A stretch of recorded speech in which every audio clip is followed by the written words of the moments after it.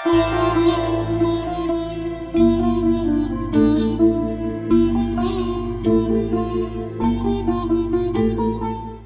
గురుభ్యో నమః, శ్రీమాత్రే నమః. సుమన్ టీవీ ప్రేక్షకులందరికీ నమస్కారం. అందరికీ కూడా శుభాకాంక్షలు. ఎందుకు శుభాకాంక్షలు చెప్తున్నాను? మన బాలరాముడు ప్రతిష్ఠ కాబోతూ ఉన్నాడు అయోధ్యలో. వస్తున్నారు రాములోరు వస్తున్నారు.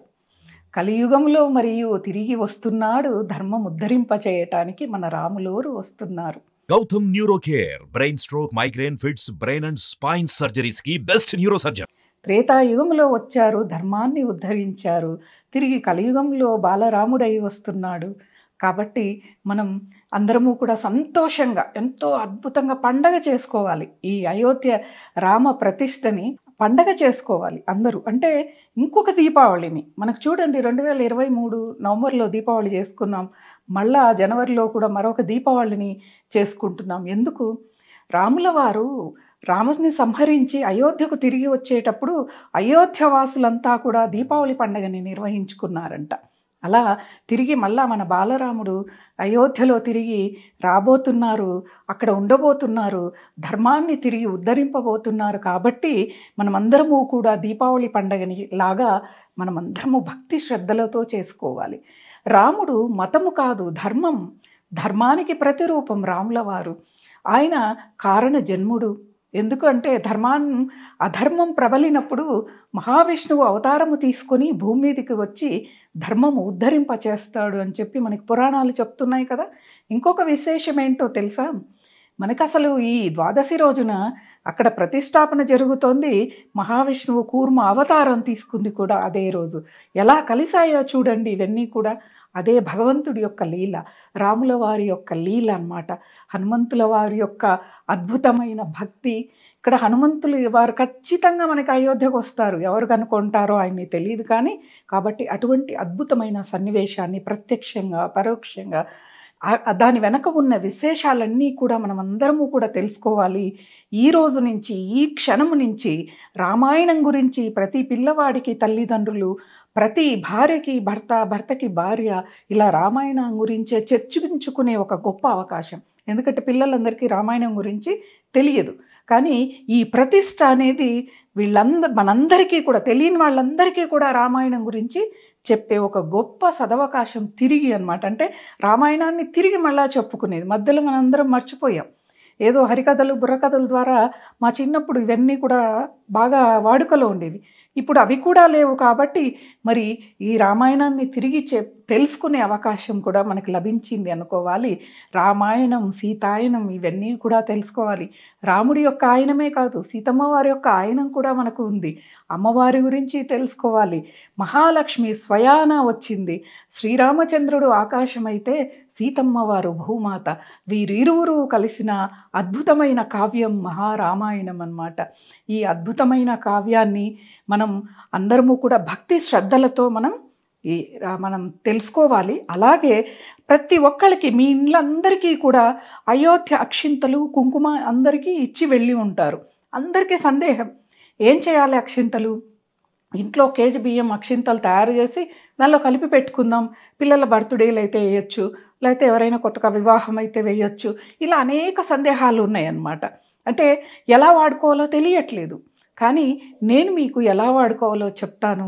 వాటిని అలానే వాడుకోండి. కుంకుమ ధారణ ఎప్పుడు చేయాలి, అసలు రేపు అయోధ్య రామమందిర ప్రతిష్ట ఎలా చేసుకోవాలి, ఏ నామస్మరణ చేయాలి, ఏ నామస్మరణ చేస్తూ మనము ఆ భగవంతుడి పట్ల భక్తిని మనం చూపించుకోవాలో నేను ఇప్పుడు మీకు చూపించబోతున్నాను. ఇది మా ఇంట్లో పూజా మందిరం. రాముల వారిని నేను కూర్చోపెట్టుకున్నాను. ఇప్పుడు మనం ఏ పని చేసినా, మనం ఏ క్రతువు చేసినా మనము మొదటగా దీప ప్రజ్వలన అంటే దీపారాధననే మనకి చాలా విశేషంగా కనిపిస్తుంది. అవునా? అలా ముందుగా మనం దీపారాధనని చేసుకుందాం. రాముల వారు కూర్చున్నారు మా ఇంట్లో. రాముల వారు ఎక్కడ ఉంటే అక్కడ ధర్మం అనేది ఉంటుంది. మరి ఇప్పుడు మనం దీపారాధనతో మనం ఏ విధంగా రేపు పూజ చేసుకోవాలో మీరందరూ కూడా చూసి తెలుసుకోండి.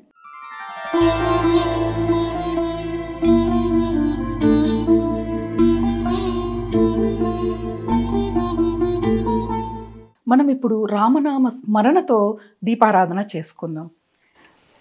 ఓం జై శ్రీరామ్, జై శ్రీరామ్. జై శ్రీరామ్, జై శ్రీరామ్, జై శ్రీరామ్, జై శ్రీరామ్, జై శ్రీరామ్, జై శ్రీరామ్. ఇలా దీపారాధనని మనం వెలిగించుకొని అగరబత్తిని మనము ధూపాన్ని చూపించాలి కదా స్వామికి. అలా స్వామివారికి ధూపాన్ని చూపించి మనసారా రామనామ స్మరణ చేయండి. మొదటగా శ్రీరామ ఎంత ఎక్కువగా చేస్తే అంత పాప నివారణ అనేది జరుగుతుంది. కలియుగంలో రామనామ స్మరణకు మించిన నామం ఇంకొకటి లేదు అని చెప్తారు పెద్దవాళ్ళు మనకి. అన్ని యుగాల్లో యజ్ఞాలు, యాగాలు, పూజలు, క్రతువులు ఇవన్నీ కూడా చాలా ఉండేవి. కానీ కలియుగంలో మన యొక్క సంగతి తెలిసి మన ఋషులు ఏం చేశారంటే ఒక మంత్ర జపం వల్లనే మనకి ముక్తిని, మోక్షాన్ని కలగజేసేంత అద్భుతమైన వరాన్ని మనకు ప్రసాదించారు. అందులోనూ రామనామ స్మరణ. కాబట్టి మరి అక్షింతలు ఎలా చేయాలి అనేది చూద్దాం. అయోధ్యలో ప్రతిష్ఠ అవుతుంది కదా మనకి. అయోధ్యలో ప్రతిష్ఠ అయిపోయిన తర్వాత ఆ ఘట్టం మనం చూస్తాం, ప్రత్యక్షంగా కానీ పరోక్షంగా కానీ. ఆ ఘట్టం పూర్తి అయిపోయిన తర్వాత అది జరుగుతున్నంతసేపు కూడా మీరు ప్రత్యక్షంగా కానీ పరోక్షంగా కానీ వీక్షిస్తూ మీరు జై శ్రీరామ్, జై శ్రీరామ్, జై శ్రీరామ్ అని జపం చేయటం కానీ.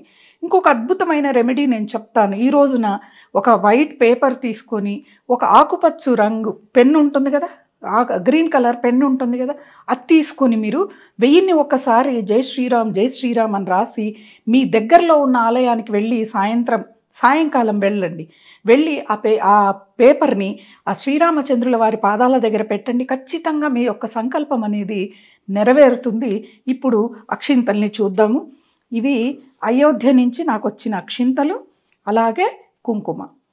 నేనేం చేస్తున్నా అంటే ఇంట్లో ఉన్న వాళ్ళమి, మళ్ళా మా పిల్లల బర్త్డేలు ఉన్నాయి, పుట్టినరోజులు ఉన్నాయి ఈ నెలలో. కాబట్టి ఈ అక్షింతలు కొన్ని నేను ఉంచుకొని ఆ రోజు వాళ్ళ తల మీద వేద్దామన్న ఒక ఆలోచనతో ఇంట్లో ఉన్న అక్షింతలు ఉంటాయి కదా, ఇంట్లో ఉన్న అక్షింతలతో ఈ అక్షింతల్ని నేను కలుపుతున్నాను. కలిపి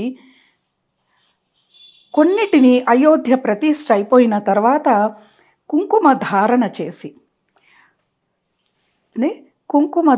చేసి ఈ అక్షింతలని నేను తల మీద చల్లుకుంటున్నాను.